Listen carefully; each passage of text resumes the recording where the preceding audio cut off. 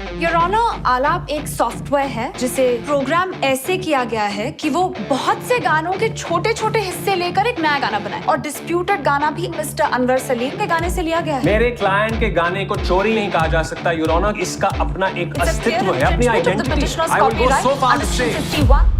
By the way, what's it like to be fighting opposite friends? Totally professional, no?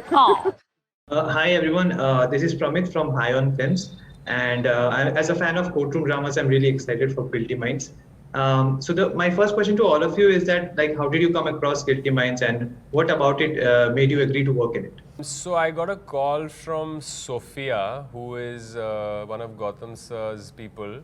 She's a casting director who, she's someone who works at the casting office, who told me a little bit about the character. So when you get these calls for the first time, they just give you a little hint of it, and they tell you a little bit about the show and what it's inspired from, and then they send you some messages on WhatsApp with some synopsis and some images that the directors used as references, and you get a kind of vibe of what the character is and what the show is and what kind of are they expecting from you in that moment.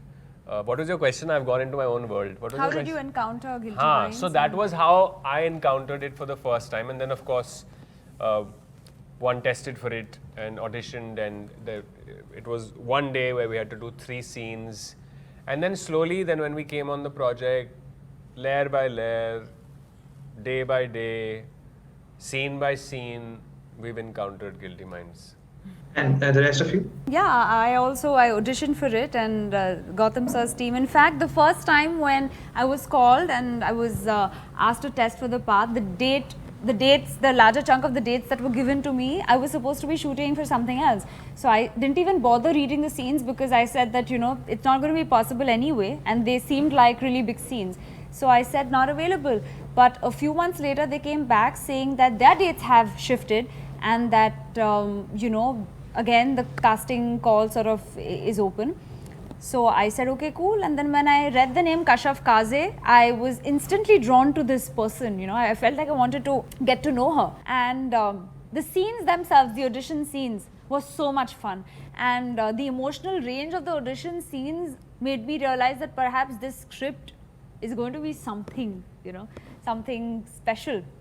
And it was. I absolutely loved it. In a previous interview, I kind of got to know that like, unlike most courtroom dramas which are based on like one case per movie or one case per show, like this show takes one case per episode. So like, but are your characters constant through all the episodes, or are they in one episode? Yeah, we are in all the episodes. And the personal stories run as a bed underneath, and then you have a case per episode which is different. And also one larger case that's running throughout. Arcing case throughout. And like, did you have to, like, what was it like switching between all these cases? Like, did you have to read up actual courtroom stuff that defines these cases? Each case is so different that there was a different kind of material that we had to sort of, should I say, study or learn rather, to sort of get into it. And I think also then, depending on the heaviness or the lightness of the subject, the way it plays out also automatically changes, because the words change everything, right?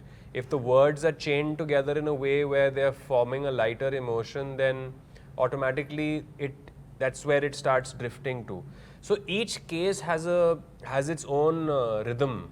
It has its own energy, which I don't think we really had to do much to maneuver. It sort of happened on its own because of the way it was written differently.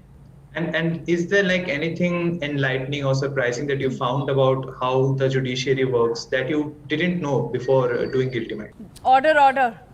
The gavel, perhaps, or the size of the courtrooms, no? Yeah. Yeah. Also, like, it's not mundane at all. Yeah. The courtroom in itself, because of the content of the case that is being fought, tends to be quite dramatic.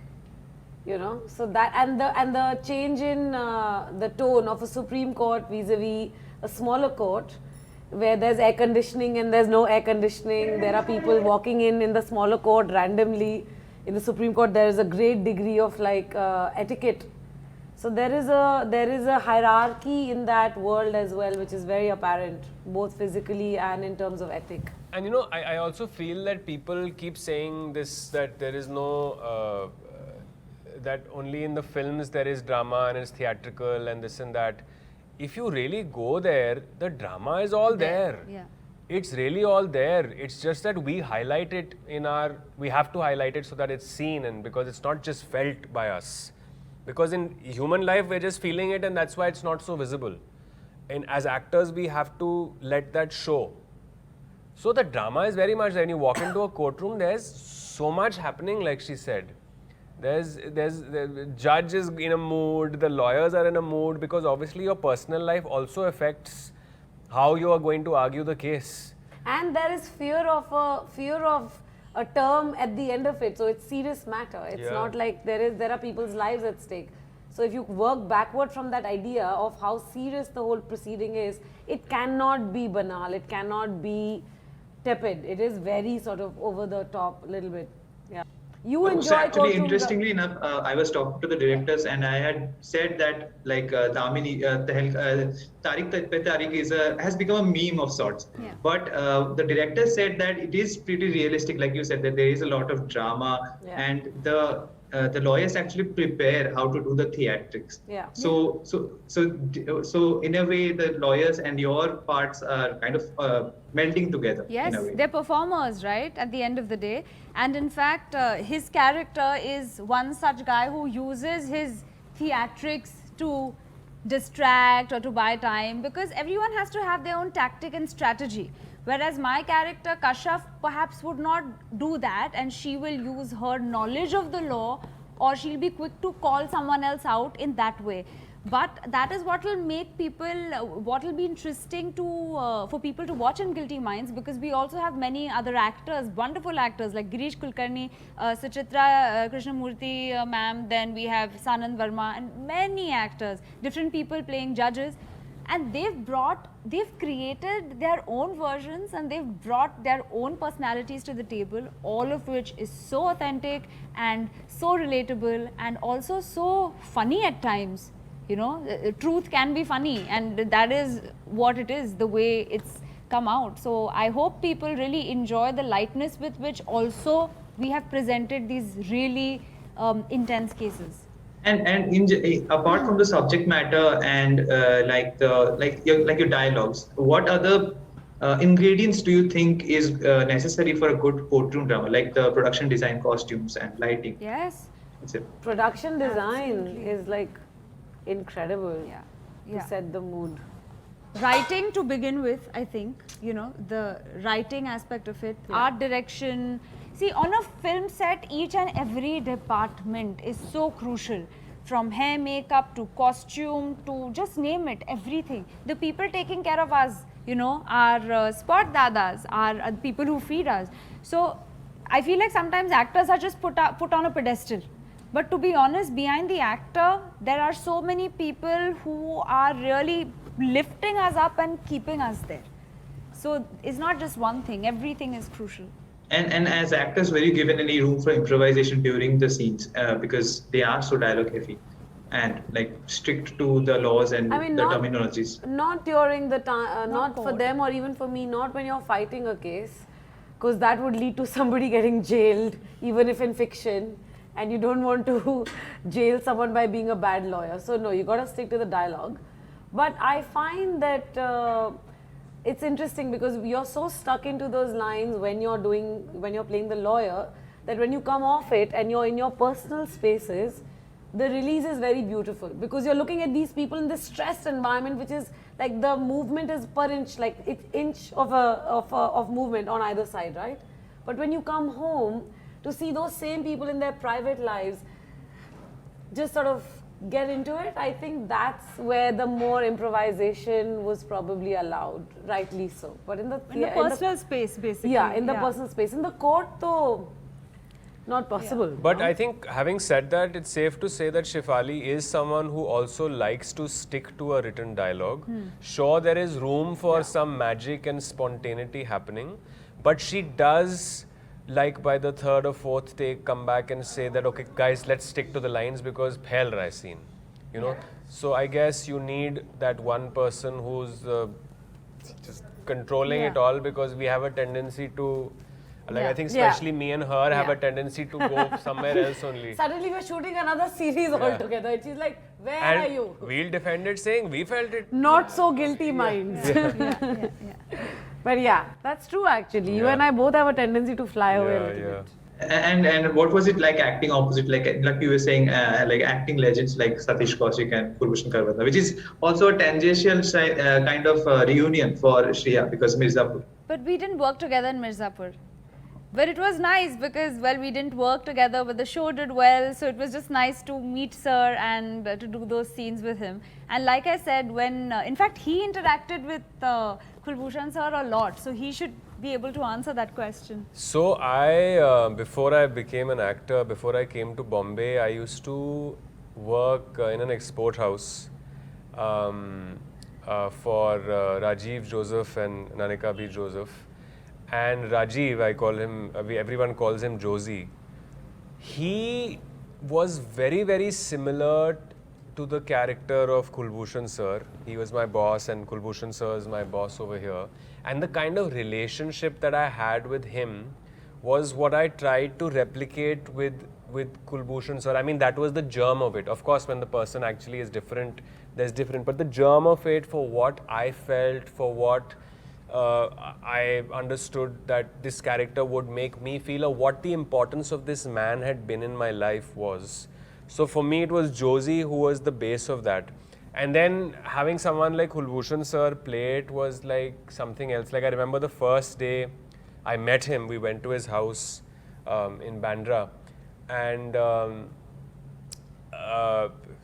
walked into a house, and he came out and we had to read some scenes together just so that there would some familiarity between us, because there's supposed to be a strong bond between our characters. And he sat down on his chair, which I'm guessing was one of his favorite chairs, and there was me and Jayant and Shefali. And just when we were going to start the readings, his parrot went off on a talking spree. He has a parrot. And the parrot did not stop talking.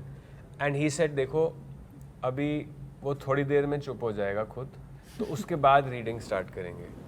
So we all had tea for 15 minutes. When That's the parrot, a boss move. when the parrot found his peace, then we started the reading. So that was my first interaction with him. I mean, I was just looking and like, this is, you know, Kulbhushan Kharbanda. Like, it's quite a.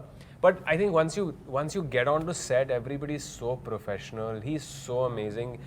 I mean, he's got such mad energy. Like, and you know, the thing is that as an actor who's not been too old in the industry, we're always scared to emote 100%. You know, because you're like, ज़्यादा हो जाएगा. We're all so scared of over the top acting. We're terrified of it.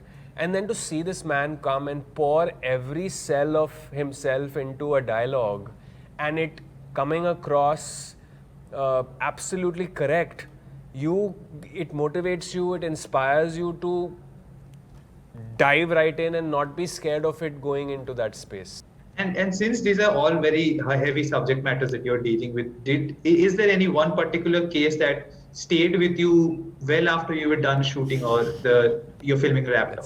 Pick a different one. Two for me. One is episode 3, which is the cases around water and the right to water, as basic as that. And one that I really liked is the episode around Alap, the music app, some of which you see, like around a copyright issue. So both these cases are completely different from each other. One that is, you know, there's more humor in it and more lightness, and the other one, the third episode one, really moved me personally. So both these cases were really fun. For me, it was the Alap case, which you get a glimpse of the trailer, because that was the first case that I was shooting for.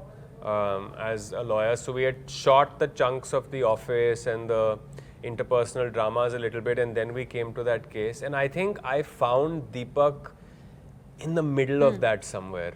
Like, I started off as Varun Mitra trying to be Deepak, and then I remember there was one take where it just exploded out of me, and my hand movements went into how Deepak's would have been, my body movements, the way I was presenting it, and this is all me judging it. Huh? You could have thought whatever. But it just felt like he had entered me by then. You know, so that was really special for me because of that. When you feel like you've, after shooting for 30 days, the character has come inside you finally, then it's like, chalo, ho gaya. And Sugandha? I really like the water one as well because it's written beautifully. That third episode has such depth to it, and as a city person, you understand how far you are from some things in the country that you live in. You feel very small and you feel very insignificant. So I love writing like that. That as the actor completely takes you out of it. So that I really liked. And then other than that, there's one episode where I fought in the court, which is the only one where she does. I don't remember the episode number or what the case was about, but I do remember feeling so nervous and then wondering how they do it every time when they go up. Because, you know, when you fight that case, even on a set, the set is so realistic. Yeah. You have people, you have judges, and the camera work that the DOP Siddharth and Presley have done. They've been so respectful in not having your equipment in your face. The lights are outside, so it feels fairly as authentic as it can. So when you stand there to argue the case, you could very well in that moment, for a brief moment in your mind, be in an actual court. Because it is ridiculously authentic. So I was very nervous. And then I was like, oh my God, my BP is going up and it's coming down. I do not want to do this again. So I do understand that what they've pulled is really something very commendable, to go again and again and fight. But in all fairness, वो एक के बाद एक करने के बाद वो फिर हो जाता है, flow में आ जाता है. Yeah, correct. To take little credit And my away from final us. question for all three of you is that like one life-altering opinion about justice or कानून के हाथ कितने लंबे होते हैं that you want the audiences to walk away with once they are done watching Guilty Minds. I think I'd like the audience to watch it and discover this on their own. I don't think there is anything that I'd want them to keep their eyes or ears open for. All I will say is that do watch the show, is all I'll say. Watch all the episodes and write to us and tell us what you think. Yeah, because there's a lot to take away. There's humor, there's drama, there's romance, and more than anything else, there are cases that will stay with you because the show raises certain philosophical questions also that's going to make you think and introspect and have a dialogue about. So, zarur dekhiye, Guilty Minds. Yeah, I think close to what she said, that when you try to say something very intentionally with something that you've created, be it a project, a web show, or a character, if there's a very strong intent which is very evident, it comes across as preachy, and it's not taken very well. I don't think even the directors can sort of put a finger on what they want the audience to feel, because I think it's such a, like when you're creating something, I'm assuming it's an experience which consumes your entire body, and it's very difficult to point out what you are feeling or what you want the other person to feel. It's very simple to say, oh, I'm angry, oh, I'm sad, or whatever, but there's so much more depth to just being angry or just being sad. So I think there's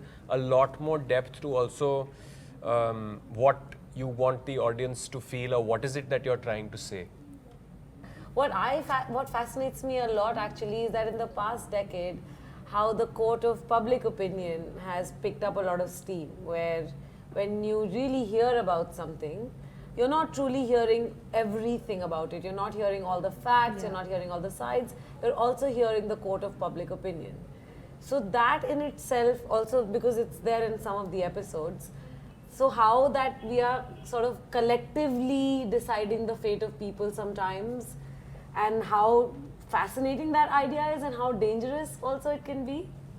So I think it's what the series invites you to look at that, which is a very subtle thing, to say that now we are all a part of this system where nobody just goes to court and gets decided on whether they're guilty or not.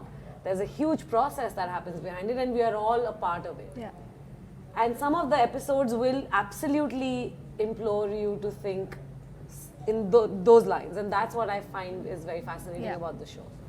All right. Thank you so much for having me. you. Thank you for the amazing answers, and I wish you best for the April 26th. We'll be watching Guilty Minds. Thanks. Thank you. Thanks.